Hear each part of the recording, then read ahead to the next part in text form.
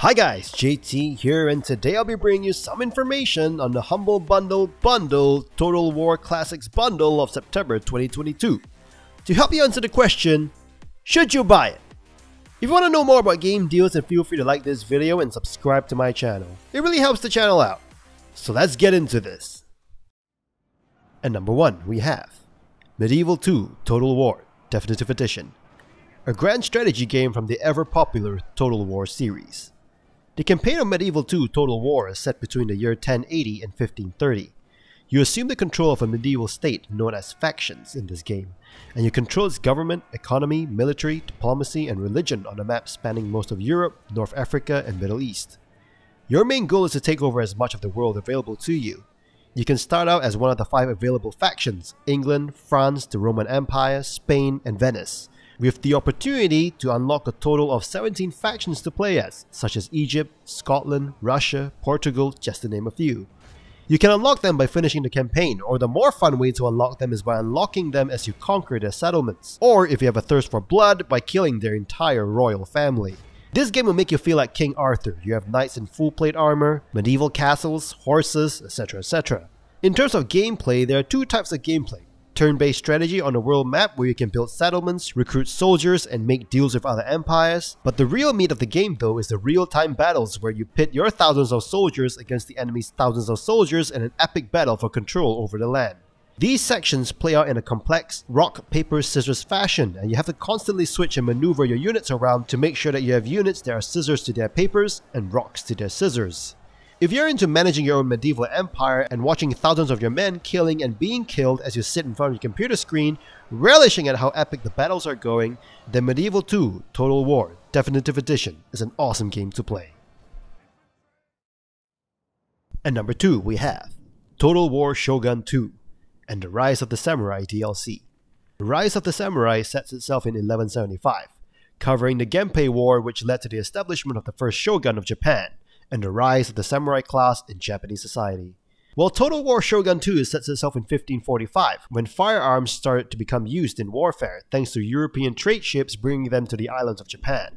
The main goal of Shogun 2 is to become shogun, and this requires patience, diplomatic prowess, and intelligent technical planning on the battlefield. If you've played any of the Samurai Warriors games from Koei, you'll recognize the factions in Shogun 2, such as the Oda, Shimazu, Mori, Tokugawa, Takeda, Uesugi, Date, and Hojo. Each faction has their own starting points with their own advantages and disadvantages. You are to capture and hold territories in Japan with your ninjas, katana-wielding infantry, cavalry, archers, marksmen, and so forth. This is a beautiful game with an easy user interface to help you navigate the world. You can see seasons change in Japan as you end your turn, and the battlefield where you pit your thousands of men against the enemy's thousands of men are all beautifully rendered. In the turn-based overworld section, more like Over Japan section, you can determine tax rates, oversee the happiness of your citizens, build new structures, establish overseas trade routes, and make alliances with other clans, etc, etc. The RTS section is awesome to look at. Imagine your army of Oda marksmen waiting for the Takeda to charge at you with their infamous Takeda cavalry, only for you to shoot them all down. So satisfying! Again, it works like rock, paper, scissors, where one unit has the advantage over the other. Your officers could have special abilities which you can trigger too to give you an advantage on the battlefield. The multiplayer component is especially fun with the ability to go toe-to-toe with another player in land, sea, or siege battles, or join a clan to conquer Japan together. Total War Shogun 2 is an awesome game if you love Total War and want to experience Japan during the Warring States period. At number 3, we have Empire Total War Definitive Edition. Empire Total War Definitive Edition takes place from the year 1607 all the way through to 1782, from the Road to Independence DLC with the foundation of the colony of Jamestown all the way to the American War for Independence, then moving on to the year 1700 during the colonization period of the New World, through to the Warpath Campaign DLC in 1782, which covers the Americans as they fight the Native American tribes to expand the American land. You can play as many as 11 different factions in this game, ranging from Great Britain, United Provinces, Austria, Russia, Spain, just to name a few. Each nation has their own unique starting points and win conditions. As per previous Total War games, there are great historical battles to be had, with very engaging campaigns. It also features a large overworld empire management section and large-scale war sections. In the overworld sections, you are to set local government policies, build capitals for your territories, determine tax rates, making alliances, etc. etc. Each territory will have a capital that can be upgraded. You will also have towns which can be upgraded as well, and they can be attacked by enemy units. When they are attacked, it will affect your overall economy, like a real war happening today. The factions in this game can get really jealous too, as you grow your power in the world. Other nations will come to hate you, and making friends becomes more difficult. In addition to the great grand-scale wars that you can wage with your cannons and muskets, there are great naval wars that you can wage too, all beautifully rendered for its time. The naval wars are quite deep in this game, in which you have to be mindful of the wind and positioning of your ships to win. Empire Total War Definitive Edition is an amazing game if you want to conquer the Americas and Europe, commanding your musket units and waging naval warfare. And number 4, we have Medieval Total War Collection. A classic Total War game set in medieval Europe from 793, which covers the Viking invasion of the British Isles, set in an expanded map of just Scandinavia and the British Isles, through to 1453, where the 100-Year War between France and England ended at the Battle of Castellon. Okay, first of all, the graphics are definitely not up to par with modern day games, so be prepared for that. In this game, you'll once again be able to play as different nationalities, factions, and religions, fighting for a limited landmass. And once again, it mixes turn-based and real-time strategy portions. The objective is to once again take over all of the continent. You can occupy territories, forge and break alliances, move your armies from one place to another, and build buildings. You can also give deserving generals land, and this land may give you some bonuses like extra gold if the general has good business acumen, or raise stronger troops.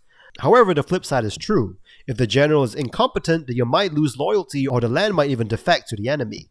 You can also marry off your daughters if you are desperate enough to forge alliances. If you just want to be a diplomat, like in a civilization game, you can assign the real-time strategy sections to the AI, but that defeats the purpose of playing a Total War game, because it's all about seeing thousands of soldiers murdering each other in a grand scale.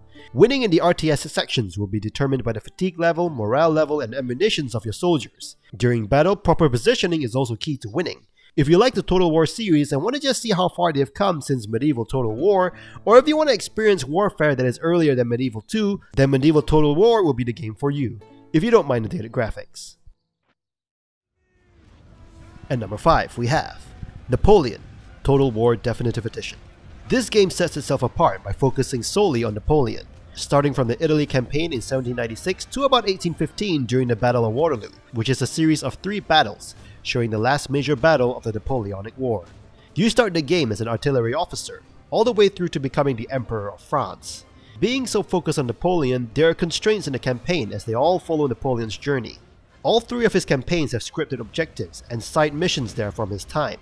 As opposed to other Total War games, you do not have control over policies. The Grand Campaign focuses on the 10 years that the coalition fought against Napoleon.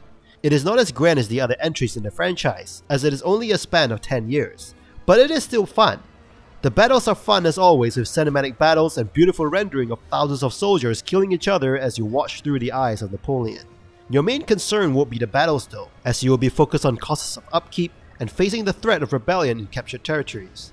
During the 10 years where you fight against Napoleon, you can control one of the countries in the coalition, and it can be tricky as sometimes one of your allies will be occupying a territory that you need to achieve your win condition, so you have to stab your allies in the back to win, like a no good greedy backstabbing asshole. The AI could also pose some challenges in the campaigns, but the fun really starts when you're playing the campaign in multiplayer. You can fight against other players or co-op with them. You can even drop into somebody's game as the enemy, pitting you against the human intelligence instead of the artificial intelligence. If you want to experience what it's like to be Napoleon, then this is a great game for you. And number 6, we have Shogun Total War Collection. The first Total War ever made by Creative Assembly in the year 2000. Shogun Total War covers the failed invasion of Japan by the Mongol Empire in 1274, all the way through to the Sengoku aka Warring States period of Japan towards 1600 with the battles of Tokugawa Ieyasu. There are a total of 7 playable factions or clans in this game, and some of these names may sound familiar as they are also available in Shogun 2. These clans are the Hojo, Imagawa, Mori, Oda, Takeda, Shimazu, the Uesugi, and the Mongols in the Mongol invasion expansions. As per Shogun 2, the main goal of Shogun 1 is to unify a fractured Japan, or if you play the Mongols, to successfully take over Japan, which is so not according to history. Each clan has their own strengths and weaknesses and starting points with its own geographic strengths and weaknesses. You can build different structures for farming or to expand your armies. Some locations contain natural resources which you can harvest, while locations close to sea could increase trade. The unique thing about this game at the time was the honor score of your generals. If the honor score of your generals is too low, he could commit seppuku, which is a ritualistic disembowelment. Your clan will keep going if you have an heir that is of age. If you don't, however, your clan dies with you. Agents can be spread across the map to perform insurgencies, and they can be used to bribe enemies, negotiate alliances, assassinate generals with ninjas or geishas, or spy on enemies with your shinobis. There are priests in this game too, if you want to spread Catholicism in Japan. On the battlefield, which is the RTS portion of the game, you can once again command a vast army, battling against the enemy's vast army. Victory is usually determined by your numbers, the weather, weapons that you've brought, the terrain, and formation of your army, so you need to be clever with them. Each unit has its own strengths and weaknesses. Your army will also have a morale meter which will decrease if a general dies. If the morale meter goes all the way down, your army is routed. Shogun Total War Collection is a great game to play, just to see how far the Total War series has come, or for some nostalgia. And number 7 we have Viking, Battle for Asgard. A very odd addition into the Total War bundle, as this is a third-person action-adventure game set in none other than Asgard, where your favorite Asgardians live, like Thor, Odin, Loki, Freya, and Hel. Anyway, you play as Skarin, and you keep having visions of the end of the world. You are brought back from the dead by Freya, and you are to build a Viking army to battle Hel and save the Viking realm. And that's it. The story breaks down into 3 separate acts that will bring you to 3 different islands, hacking and slashing at things that look like orcs from Lord of the Rings. Along the way, you will be completing repetitive quests like a stealth mission to free captured Vikings. The highlights of this game are the epic set pieces, which were beautiful at the time, and the combat itself. Although the combat could also be quite shallow and repetitive. But if you like gore, you may love the combat. The combat is brutal. You can feel the weight of your weapons and chop your enemies to pieces. How would you feel about chopping the enemy's head off only to then immediately chop both his arms off and watch blood splatter everywhere? You can do that in this game. However, this game does feel very mediocre overall, as the story is bland, missions are repetitive, and your character is mute. Like, he doesn't speak. At all. Overall, this game is just bland and uninteresting with its bland story, bland but gory combat, and repetitive missions. But if you want to experience it anyway, you can get it for cheap in this bundle.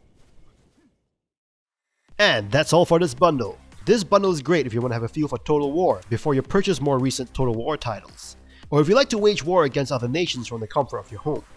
Anyway, don't forget to like and subscribe, and I'll see you guys in the next video.